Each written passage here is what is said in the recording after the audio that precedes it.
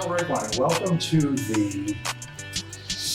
this could be the 73rd. I don't know. It could be something over the 70th edition of Failure Podcast. We have taken a long break. You and I know each other from sort of outside of work, and you've got some pretty interesting background, though early in your career, in sales. In one area we wanted to get into, there's this common phrase, common term, which is you have to listen in sales. I figured we'd just sort of bullshit our way through that, as we always do on this podcast. Try not to make it too substantive, which is usually not a risk. Mm-hmm. But first, a little bit on your background. Yeah, for sure. So I went to Lafayette College, so graduated in 2020, right when the pandemic hit. Actually played basketball there at Lafayette. Really? Yeah. So played basketball at Lafayette. I don't know much about basketball, but what position? I'm shooting guard. Okay. Yeah, so not athletic at all, but can put the ball in the hoop. Let me ask you this though, for all these parents who are pushing their kids into athletics early on with hopes they will get a scholarship. Did you get a scholarship for basketball? I got a partial scholarship. Did it cover anything meaningful? Or was it just enough to say it was a scholarship? Well, yes and yes. Lafayette is, I think undergrad, it's just under $70K. So it's expensive, yeah. It's a lot. So definitely got some benefits there. Okay, good. But it's so all those years of being helicopter parenting and on Saturday, soccer for you, but basketball paid off. Yeah, it definitely did. But so you graduated and ended up at some well-known company. I did, yeah. So a little context prior to that. So I interned with Salesforce, which is known as being the company with the top sales training in the world. Oh, really? Yeah. Really just pour a lot of time, and it's a really great product as well. But they really hone in on your sales skills, building your career. The idea is if you start at Salesforce, you prove yourself there, you can kind of go anywhere and lead a team. So how is their turnover, do you know? And with folks like you who are sort of fresh out of school, who start with call it the Salesforce team, because I assume everyone's got a team. Yeah. How many of those folks, is it one of those things where they say, look on your opening day, look left and right, two of you won't be here? They don't say that, but it's, it takes a lot to stick around. It's a lot of, and we can get into this too, but you really have to work your way up in sales. There's no real way to go about it. And I assume you work your way up in sales by selling stuff. Exactly, improving yourself. Okay, so you talked with Salesforce and a bunch of other companies when you left school in the middle of the pandemic. Exactly, Salesforce, and then mid 2020. Exactly, mid 2020. So had Salesforce, and then once I graduated, I was looking for similar companies. I found HubSpot, which is in Boston, and that's where I'm at now. And I started right after graduation in June.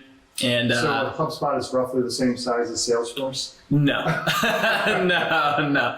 The goal is to be, but no, not at all. Well, roughly, what are they in the same business as Salesforce? Same business, and yes. What is that business? Because we used to have one listener, but with this long hiatus, we probably have no listeners. But in case the person stumbles back into the den and tries to turn on the TV but gets this podcast instead, what do these two companies do? Yeah, so Salesforce is full-blown CRM, so customer relationship management. Okay. So HubSpot, we are really honing, we really specialize in marketing and sales specifically. Yeah. So when you think about who we sell to. Yeah, I'm sorry. Sales is, to me, marketing versus sales, because I never really understood the difference, and I now get it more. Marketing is more the shotgun approach where you blast out information to a huge audience, hoping that you'll either get them to get your business name in the back of their mind, or hopefully the front of their mind. Sales is sort of the next level on sort of that scale, where you then start contacting an individual person. What's the difference in marketing and sales? Yeah, great question too. So it really depends on each industry too. Yeah. But one thing I would say with marketing, right? So when I think about marketing, there's so many different things that come to mind. There's billboards, there's print, there's newsletters. With these, like with HubSpot, we're more focused on like digital marketing. Yeah. So everything from like advertisements, SEO, search engine optimization, like content creation, blogging on your website, and like. So it is stuff generally not directed at an individual, but a population, a demographic. So we call it actually like one-to-many.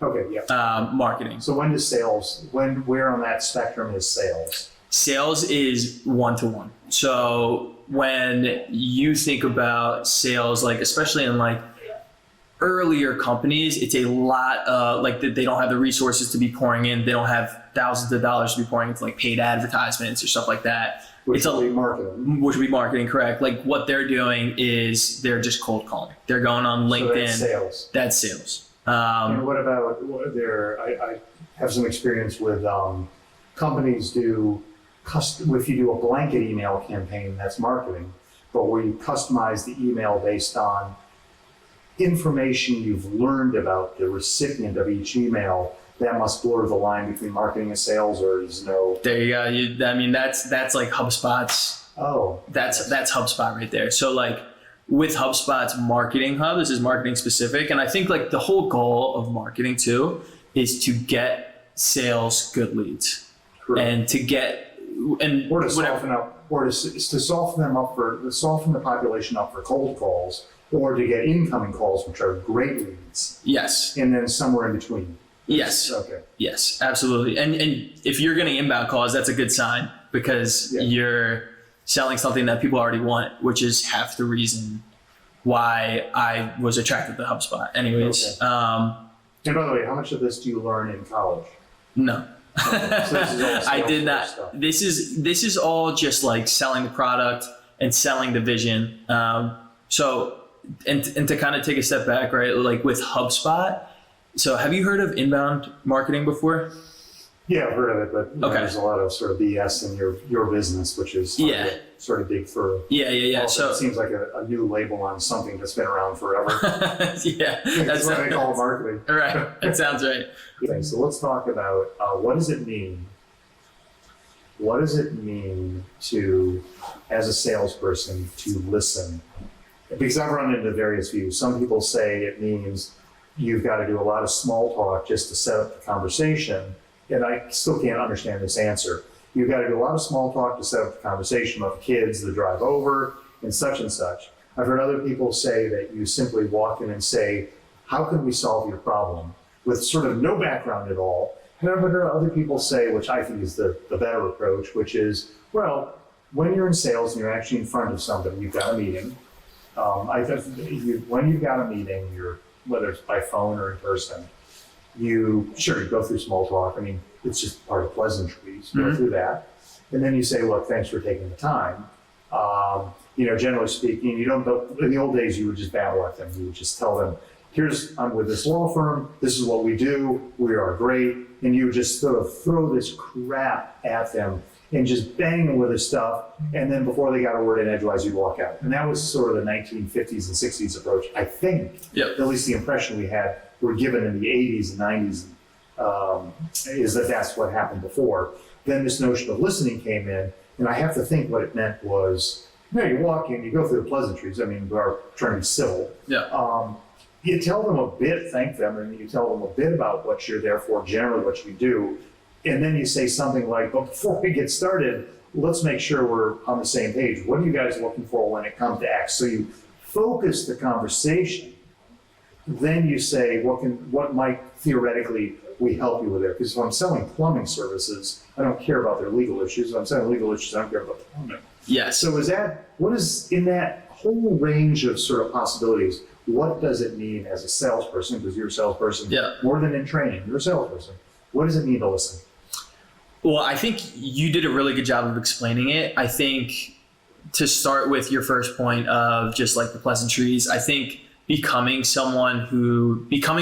more just like a trusted advisor to the person you're speaking with is really important, because you want to come off as genuine. But you also want to come. Do you not want to be genuine? You simply want to come across as genuine, or you actually want to be genuine? You want to be genuine. Okay. And you want to be honest to a point where like you only want to solve a problem that you only want to solve a problem that you actually can solve. And I think that's just like being a good person, like having like business ethics almost. How do you avoid, sorry, gotten down a really important rural path, which is in the end, you've got to feed your family. You as a salesperson have to feed your family. Yeah. And if you're in the plumbing services realm and an electrical or a legal problem comes up, you're probably like, that's not me. But if the person says, my lawn, it's got grubs, and I understand water can drown grubs, or maybe they just say my lawn has grubs and I'm a plumber, I might say, well, we don't often do it, but sometimes we take care of grubs by flooding the lawn, and we can set up that sprinkler system for you. Yeah. I know that's a push, but it's hard for the plumber who's got to feed his family or her family. It's hard not to kind of stretch. Yep. So you open that door, so close it or help us close it. Yeah, well, I think that just comes down to like where you spend your time, like what company you're at or what you do. I think like there's going to be some people that are worth your time and some people that aren't. And like as a salesperson that's selling like for plumbing, it's a little bit different. Like you very much have, like you want to be spending your time on people that are going to give you like lucrative plumbing deals, if there is such thing as that, right? Like you don't want to be spending your time on like, maybe I can do this job, I'll get it, 3 out of 5 stars, it'll be okay. And like, I'm not gonna like. I think at the end of the day, you want to get promoters. You want to get people that like you can do a really good job. Like you can do a really good job. You do a really good job, and then the people tell you that you did a really good job, and then the people tell other people that you did a really good job. So then that's a good point. I guess the other side of that for the plumber who's decided he's also going to go into lawn care and kill your grubs. Maybe the answer is, oh boy, my core expertise is in classic plumbing, which is connecting pipes up inside the house. Brazing copper pipes and all that stuff. Yeah. And this person has a grub problem. Sure, we could potentially do this. We would have to quote them to be competitive. If I'm a plumber, I may say, well, I have grubs myself, and I know that anyone else doing something like this would probably cost $500 for a treatment, or $300 to $200 for a treatment. For me to flood the lawn with water, kill the grubs, it's probably not going to be effective, and it's probably going to cost $10,000 in piping. But I'd have to quote it at $500 to $200, $300 or whatever to be competitive. So I'm willing to do that, but I'm probably not going to get a great review. It's going to be 2 stars because grubs have to learn how to swim, or they have little grub lifeboats, and so many of them are going to live anyway. Right. And I'm going to lose a lot of money. So there are constraints on all the stretches you might put in. So I guess we can come back to your point, which is you not only have to appear legitimate or honest or trustworthy, you actually have to be so. Yeah. Okay, so let's go back. You do. And I think just something to tie that together is like, you don't know how many more times you're going to be doing business with that person. Right. If they trust you and you're saying, hey, honestly, this isn't my forte, but I know someone who can do it for you, really cost effective, right. You're good. Next time you have a plumbing problem, you'll probably get in that call, Or you may not. You might not. If you do a good job, How much time do you waste on those kind of calls? We had a battery go out on the side of the car, which seems unusual. What year is it? Like 2020, 2021? Yeah. Actually, a battery died on the car. It's like, wow. So we called somebody up and they said, hey, it's exactly what you said. Hey, we could actually do a great job on this. We would send over a whole tow truck and we would tow you back to our shop and we would put a battery in. But it turns out there's another service out there where they'll send a guy with the battery and they'll put it in. It costs you a fraction of what we would charge you. Mm-hmm. I don't know if I thanked them. I actually called them back and thanked them. Yeah. I'm not sure I'll ever call them back. And how much time should they have spent with me, the first company, before they sent me to the second company? Because I may have never called the first back. I was super happy with them. Yeah. Well, I think there's something that's a little bit different from like software and like what we're talking about too. That I think is important to mention. And I think it's like it's convenient. A lot of this stuff is like convenience based. And I think like if there's a problem that is urgent enough to solve, of my toilet's broken or I need this done for my lawn. Yes. Very much of the time, at least to my viewpoint thinking, it's the first person in the door is most likely going to get the business. Okay. Okay. And I think with software, like a lot of times you're evaluating a lot of different people, There's different solutions. Yeah, correct. So there's competition to keep in mind. Yes. Okay, so Sorry. I have too many questions. No, you're good. So what does it mean to listen? Yeah, I think, so one, first off, being a trusted advisor is important. Yep. Showing that you care and listening. So I always like to start my calls with like, hey, like I traditionally have an agenda of how I'd run these calls just to show that I've, prepared and I think like I'm excited for this meeting. Yeah. But I always like to kick it over to you first. Anything you're looking to get out of today's call, like Well, what they know can I why do? you're calling. I guess they must know why you're calling. So this is on like a set meeting. Set meeting, in other words, it's not a cold call. And through inbound marketing or otherwise, you guys know, or whoever you're talking to knows why you're there, and you know why you're there. Yes. So there's no mystery. You're Correct. not a plumber. Correct. Okay. And they know you're there to talk about inbound marketing. If you're lucky, they remember your company name. If you're even luckier, they remember your name. Yes. Okay. Yes. Okay. And honestly, but not much more than that. yeah. So a lot of times, like in my role right now, a lot of times people will just book on my calendar.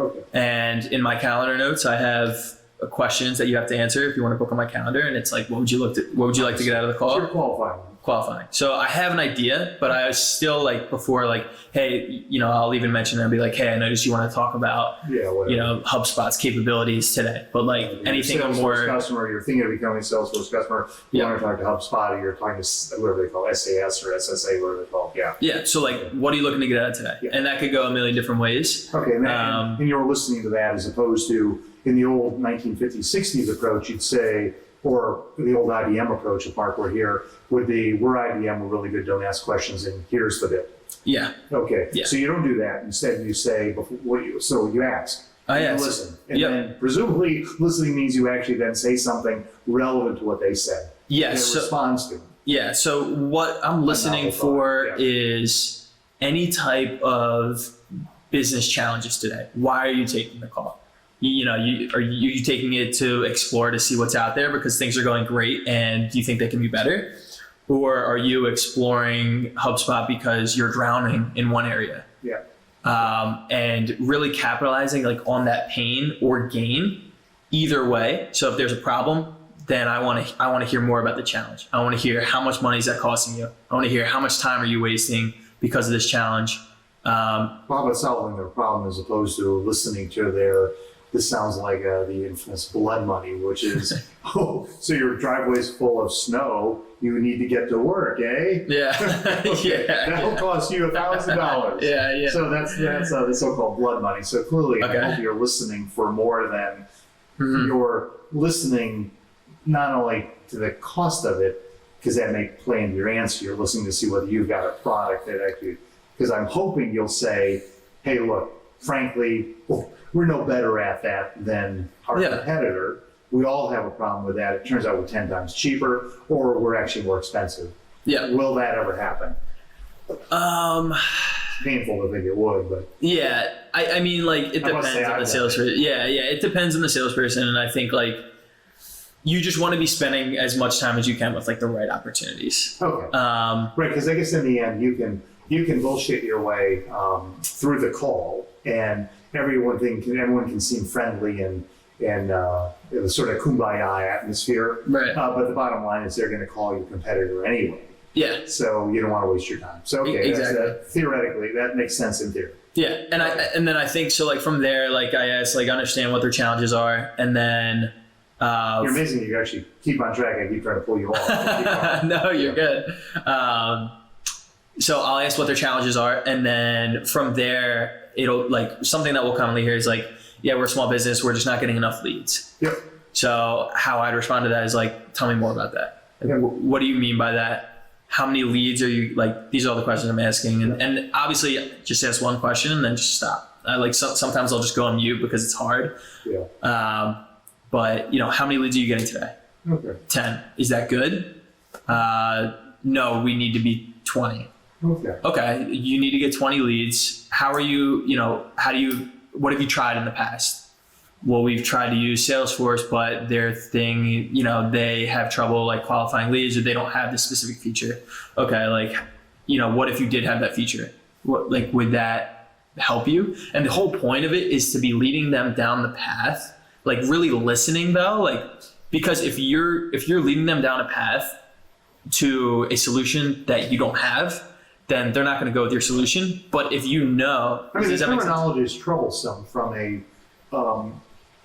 non-sales perspective. I think somebody listening to this would say, I mean, the terminology using, leading them down the path, listening for their pain points, all unfortunately carries with it the baggage, the car salesman baggage of the 50s and the 60s, 70s, 80s, 90s, and the 2000s, because car salesmen are still a problem. It does.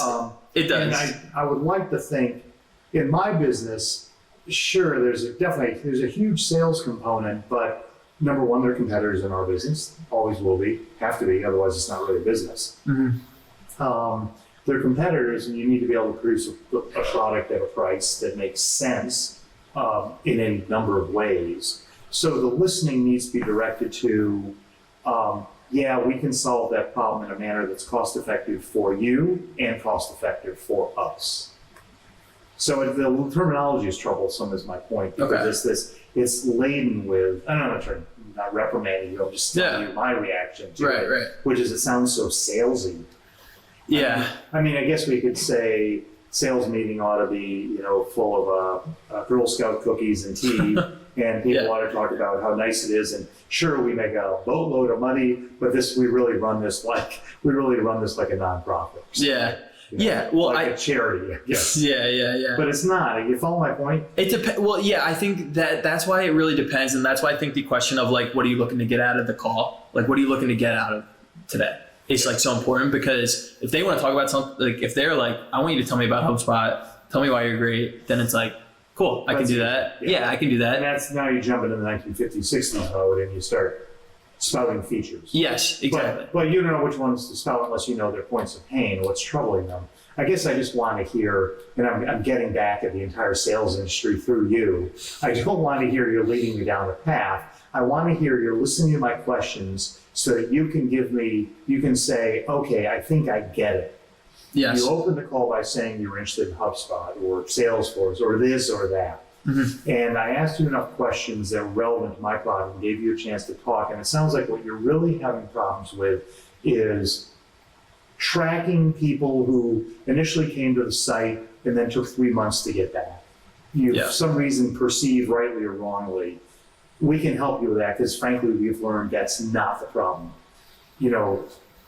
Warm leads that turned into useless customers that came back as hot leads, which I think happens in every business, if there must be the right terminology. We've learned at HubSpot or Salesforce or wherever, those aren't really the problem. The problem is you needed to get them when they were initially contacting you. So let's talk about that. In other words, you're asking questions not to lead, I'm getting back to the sales industry. You're asking questions not to lead them down this freaking path. You're asking them questions to find out whether A, you can educate them a little, and B, whether your product is cost effectively a solution for everyone involved. We don't want them pissed off because they return it. After an integration period, we have to give that money back, and we don't want them to waste the time and money also. So I want to say you ask questions to find out whether there's a match. That seems like common Salesforce sales terminology also. Yeah, and like if you find a challenge that you can't solve, then it's not worth your time. Like it's really like you have to know your product, because you have to know the things to listen for. So why do you guys use, I'm not going to get off this. How do you guys use that terminology, lead them down the path? Because I'm assuming you're trained that way. Yeah, I think because it's that sort of aggressive. And there's no reason sales can't be aggressive, but you can be persistent. Yeah, so I think it's like if you find a pain, like you want to make that pain hurt for the prospect. Well, there we go again. I know, but like it is what it is, because like at the end of the day, if you don't find a strong enough pain early on, then when that prospect gives you pushback later, you don't really have any leverage. So it's like, I agree. So as a salesperson, I want to get pain up front. I want to get, what I'll argue you want pain up front to help, number one, focus your pitch. Yes. Your pain point seems to be warm leads that go cold, but they later come back as potentially hot. We agree with you, and we can solve that problem. And here's the module that we would sell to you with our basic package that tracks that, and here's how it tracks it. Now that to me is not exacerbating the problem in their mind. It's not amplifying. It's sort of like, yeah, we can solve that problem. How would that work for you? Oh, that sounds good. And it's not being pushy. It's just sort of like, we can solve that problem. Yeah. And by the way, not only can we solve that problem, we can get into it if you want to, but it turns out we probably can do a lot of the other things you're doing. As a matter of fact, we find a lot of those warm leads aren't ever going to come back, and we've got a way to prune that out. And you can do this all for about half the price of the rest of the business. Yeah. Or we cost a little more than most of the competitors you're going to talk to, because I'm sure you're talking to other people. You need to be. Other companies, other competitors. You need to be. But I think what you're going to find a little more expensive, but here's where it pays back. That to me is a less aggressive approach. And I'm not saying it's sort of a Pollyanna-ish approach to sales, but does it work? And is that what you ultimately end up doing? And simply in the locker room, you talk about kicking their asses and leaving them out. Yeah. Well, I think it's like, as someone who's like just starting their sales career almost, like that's kind of the foundation is like... Give me the aggressive kick their ass, rip their eyes out approach, take no prisoners. Well, it's like... I don't know, because I see myself as like a very like friendly personality, and like approachable, and I think like that, like this like pain, aggressive, like I think like the pain / like aggressive approach is not like, that's not my strength. So why is that taught? Well, I think it's just because like people are hesitant to change, and if you don't have a challenge that's large enough. Like, because like at the end of the day, like your business can still function at the end of the day, probably without marketing software. Right. Your car can run with one flat tire. Yeah. Like it's not like mission critical, but you just mentioned to me that your goal is to double your leads or to make sure you have 10 more qualified leads per month. I guess to me, it comes down to being more, you want to be the trusted salesperson, then you want to step into the shoes of the advisor. And the advisor says, look, I know you called me because I'm an expert in Salesforce software, I'm an expert in HubSpot software or IBM software, I'm an expert in that. But let's talk the big picture here. All the products you're looking at, I suspect, can do what you're saying. The forte of us is price or not price. It's our forte is blank, and we think that's in the end going to be the best for you. I know you're talking about all those other people, and I could tweak your what do you call them, your sensitive spots so that you're going to think when this call is ending that we're the only solution. But I'm sure when you go home and talk to or go back to work and talk to your VP, you're going to realize the other companies are tweaking other spots. Yeah. So isn't that the role of the advisor? Isn't the role of shouldn't the salesperson be an advisor first and then a trusted advisor saying, here's why you would buy us after you do your complete process? Or is that just too mamby-pamby Pollyanna-ish? No, I think that's super fair. I think it really just depends. But you're using terminology that suggests it doesn't. Well, it depends on the scenario. I think if you say, if it depends on how the call was structured. So to take a step back, like the two scenarios would be, I'm cold calling someone. I say, hey, I have a great solution for you. I really want you to, spend 15 minutes meeting with me. I really think it can help drive business to your website and then really capitalize on that engagement. Okay, this is a cold call. Okay, so I'm intrigued by that. Yep, so you say yes. I say yes to not to the sale, but to the meeting. To the meeting, exactly. Now you got me at the meeting. So now what I'm trying to do. I'm marginally qualified because at least I responded positively to the push. Yes, but now I'm in more aggressive mode. Yeah. Like now I'm trying to poke at you, trying to figure out, what are you doing today? What challenges are you running into within your marketing stack? I wouldn't call that aggressive. That's inquisitive. Inquisitive and persistent. Yeah, I like that. For sure. But if you give me a challenge, we don't really have visibility into who's coming into our website. Yeah. Like, oh, how long has that been an issue? Does that cost you? Like, do you think that's costing you money? They may not know if they knew. Yeah. So by asking your questions, you're hinting that there's a problem here. Well, yeah, you are advising them. Mm-hmm. And I guess you're saying, contrary to what I said, we're not going to go out of our way to point out that all the other products do this too. They'll learn that on their own. Yep. So you're sort of losing points on the trusted advisor there, but you're assuming they'll kick that up. Yes, and I think at the end of the day, like if you're like if you say we don't have visibility into that, like interesting. Okay, well, what about this? And then at the end of the call, be like, hey, here's HubSpot. We show you. You have full visibility into all of your marketing efforts. Here's revenue. Like, look at all these cool things. Like, do you think this would be helpful to your business? And then from there, it's like, now I see, like, I get why he's asking the questions. So some of it's semantic. Some of it's semantics. I think that's a fair way to characterize it, which is you've got a choice of is your time okay? I think you're running out of time. Are you good?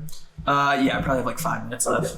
So it's sort of a semantic question, which is it's one of you're saying, I say to them, do you think it would be helpful if you, which I would call a leading question because the answer invariably is yes, it would be helpful. Yes. The response may be no, in which case he's kind of shut you down, in which case you say, well, that's a funny answer. Then I beg to differ because our customers generally find it does help.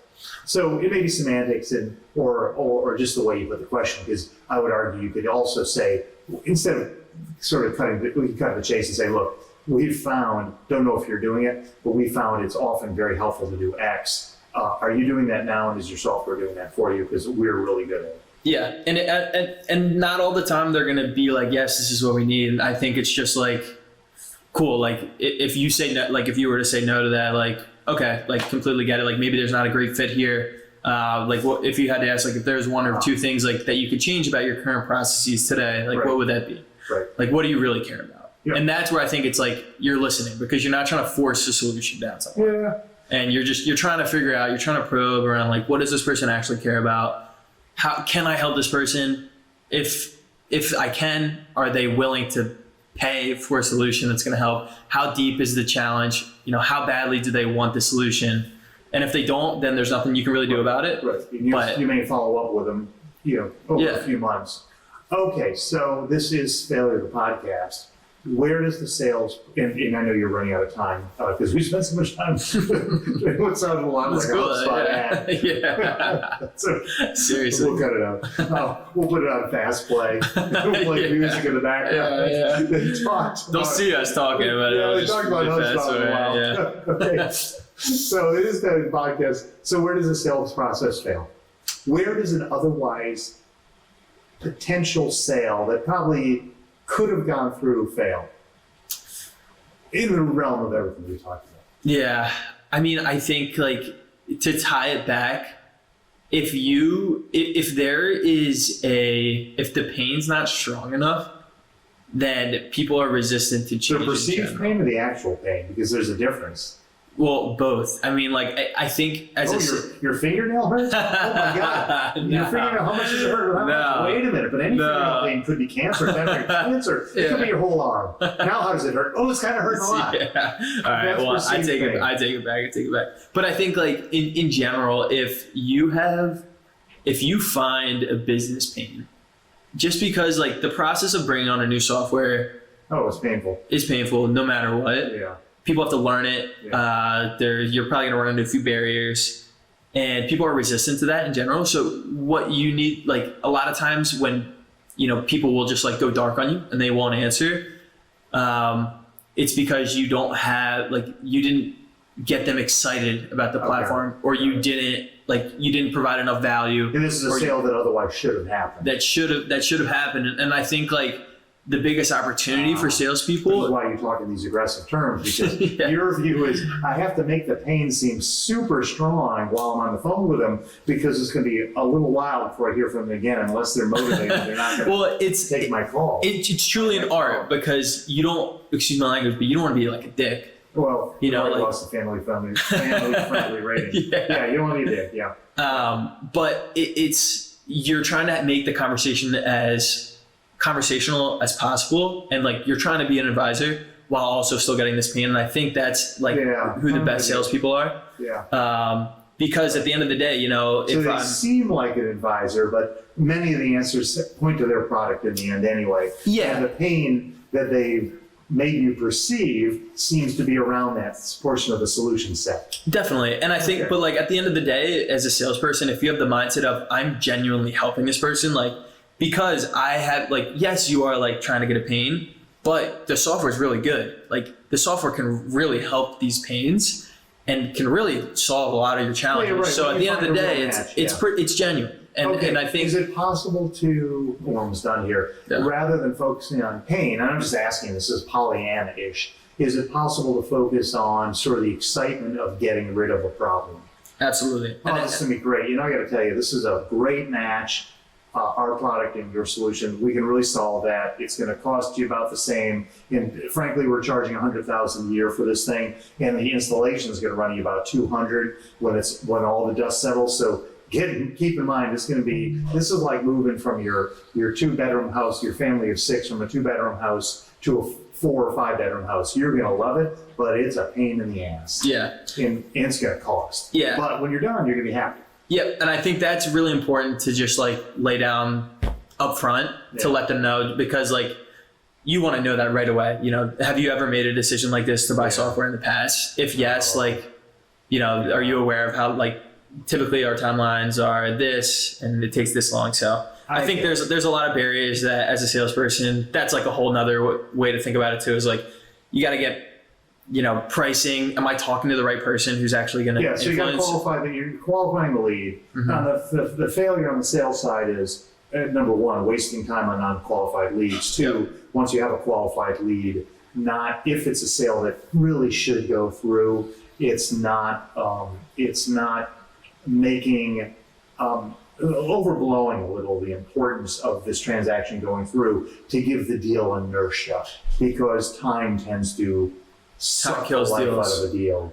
So you need to make it important enough.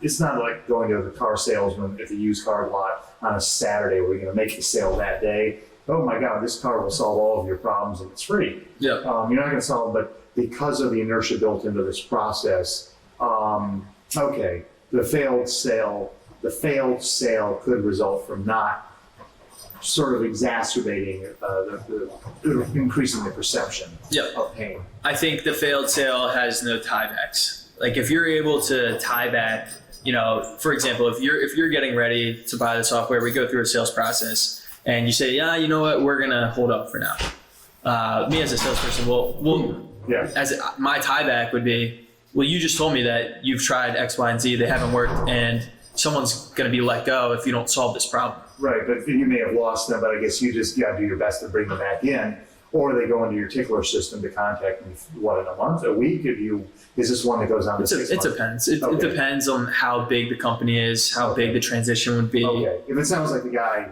or the woman is distracted because you can tell it's 5 o'clock and her kids need to get picked up, or the guy's got to go pick up his kids to bring them to the soccer game, you may say, I'll call him back in 3 days. If on the other hand, you can tell they're just beginning to get into the process, it may be 6 months. And at the end of the day, the people are going to do what they want. But it's just like, hey, I mean, you did say this respectfully, it's your decision, but you know, you did say that you're going to have to let someone go. Like, and I just wanted to make sure, like, you know, you're keeping that in mind. And like, we truly believe, like, we have. I hate that. I hate that the salesperson says to me. Last question before you go. Yeah.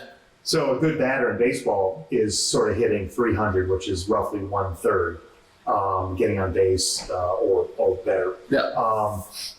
Is 300. Sales has got to be more like 100, or is it like 0.1? What is good sales? It depends on the product. Yeah. The better product you have, the higher the number should be. How about as a Tesla dealer? What's for a Tesla dealer? What would be a good batting average? I mean, the people that are small. Well, it depends. The people that are coming into the store, like at the Natick Mall, there's a Tesla. Used to be a Tesla big thing. Yeah. The showroom. I mean, you probably get people car and black shirts and round glasses and all that. Yeah, I'd say it's probably around like 40 to 50%. No. Just because, I mean, a lot of people will go in there and just like look around, but people that are like actively talking to the car salesman. But a sale is only a sale when you sell. Yeah. Don't you figure it's like 1/100%? Or are you saying it's better? Are you saying like of the people that talk to the representatives? You only get, as a baseball player, your batting average is only when you actually get on base. As a Tesla salesman, isn't it only when you sell at least a car? Yeah. So do you mean like people that are coming in and talking to? Yeah, if I'm one of the. Or am I like outside like trying to coach people in? Mock turtleneck I'm sitting in that store with a mock turtleneck and little round Steve Jobs glasses or whatever they wear in a Tesla dealership. I've just been hired. I'm your age, and I guess you potentially could have done that. How would they rate me as a good salesman? At what percentage of the bodies that walk in the door and talk to me versus the number they buy? What percentage could I expect will buy a car? With something like Tesla that's really high value, I'd say probably 20%. Really? 1 in 5? Yeah, because I think a lot of people that are coming in there, they already have intent. Yeah. They have some type of intent. They're there for a reason. A lot of people, 4 out of 5 people will just stumble upon it. What's good for you then? What's your good batting average for your business? Of the people you talk to, a lead you get, I would say, how many do you convert to a sale? would say probably 40. No shit. Reason is, and like, the reason I say that is because we have a full suite of products. So like, you or me could buy something online. You know, I could speak to you, say, hey, you know, our starter package, which is $25 a month, would be the best fit for you. Got it. So go ahead and buy that. Got it. That's smart. Good answer. Yeah. Okay, Cal, many thanks. Of course. This is fun. I'm not sure how much of this will end up on the cutting room floor, but we'll find out. It's all good. I like it. Thank you, sir. Good stuff. Appreciate it. Bye-bye. All right. See ya.